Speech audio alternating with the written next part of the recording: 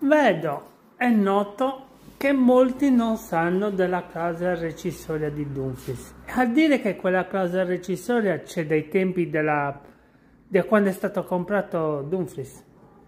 C'è da allora, non è mai cambiata. E quando ha rinnovato anche la clausola rescissoria.